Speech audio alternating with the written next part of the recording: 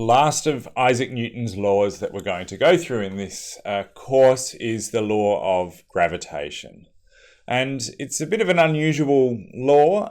It describes an unusual phenomenon in nature, but nonetheless, the law of gravitation is just essential for describing human movement. And really what we're describing here is the force of gravity. So gravity is this strange thing where if I draw my two balls this time, so if we have ball 1 here and ball 2, and they both have a mass, but they're separate from one another, they're not moving. Believe it or not, because they have mass, they are going to ever so slightly be drawn to one another. So objects that have mass, it's this unusual phenomenon that they are drawn to one another in accordance with the laws of physics. Now, gravity is what is referred to as a weak force. So if you put two snooker balls on the table next to one another, they're not going to come rushing together and collide with one another as a result of the law of gravity. Really, for us to experience it in real life and to observe it, you need an enormous mass put beside a smaller mass in order to see the effects of gravity. And that enormous mass that I'm referring to, that results in us seeing and experiencing gravity every day of our lives is, of course, the Earth.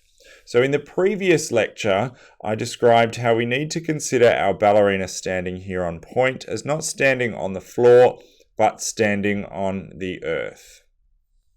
And by her pushing down on the floor or on the Earth then pushes back up, which is represented by the ground reaction force. But that pushing down motion, well, it's not really her pushing down, is it? It's gravity.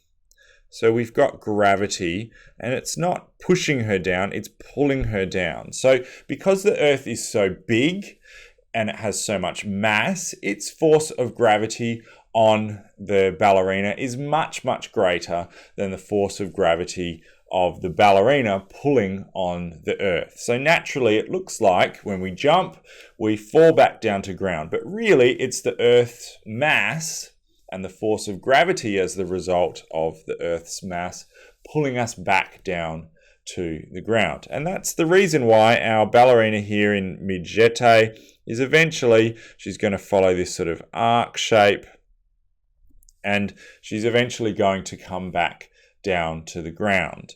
It's because she has the Earth, again, she has the Earth underneath her. So we have the Earth, and the mass of the Earth is applying a force of gravity that is pulling her down to the ground. Now, the ballerina is going to be pulling the Earth, or is going to pull the Earth back up towards her as well. But in accordance with the law of acceleration, because the Earth is such a huge mass, we have a very small acceleration. Virtually immeasurable. And so the measurable component is the ballerina. So our ballerina here has a smaller mass and therefore has a bigger acceleration, pulling her down to the ground. And that is what we observe in real life, and that is what we have to respond to as we move around the studio or the stage as we dance.